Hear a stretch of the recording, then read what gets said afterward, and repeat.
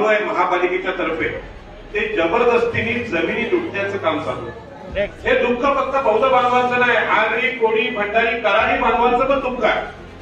आणि बाबासाहेबांनी आम्हाला जो सातबारा दिला, जे मालकी हक्क दिला, त्यातले शब्द आहेत जमीन कसणं, वहिवाट करणं आणि ताबे कब्जा ठेवणं.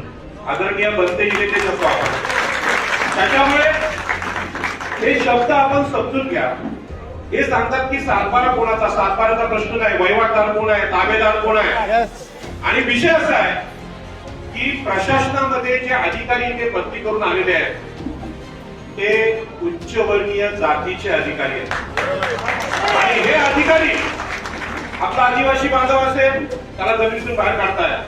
आग्र्याच्या गावठाणालगतच्या सगळ्या गोचरण जागा या नगर विकास खात्याच्या मंत्र्यांनी, मी अत्यंत बाबासाहेबांचं नाव घेऊन सांगतो, संविधानाचं स्मरण करून एकनाथ शिंदेच्या काळात लुटल्या गेलेल्या आहेत.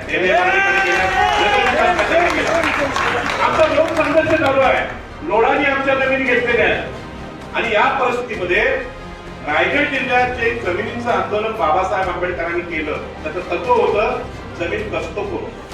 आमचा बापाचा सातबारा नव्हता, छत्रपती शिवाजी महाराजांनी आम्हाला तो सातबारा दिला होता, तो पेशवा नव्हता. छत्रपती शिवाजी महाराजांनी आम्हाला तो सातबारा दिला होता, तो पेशव्यांनी घालवला.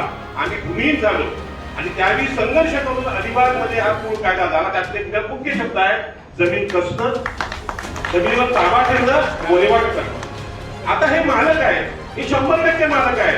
आयुक्त काही बोलू दे.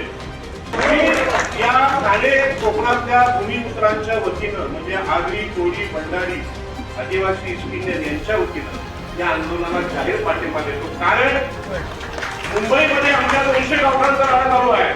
नगर विकास खातं आमचं गावठाण तोडतंय. आम्ही तर मुंबईची भूमिपुत्र आहोत, मालक आहोत, सम्राट अशोकापासूनचे आहोत. आमचं ते म्हणणं ऐकत नाहीत, कारण काही पोलीस घेऊन येतात. एकट्याला 400 पोलीस लावून हे मारायचा प्रयत्न करतात. आणि म्हणून इथले आदिवासी असतील, एसटी असतील, एसटी असतील यांचे कायदे लोढांनी सुद्धा संपवले आणि एकनाथ शिंदे आणि श्रीकांत शिंदे तेच काम करतात.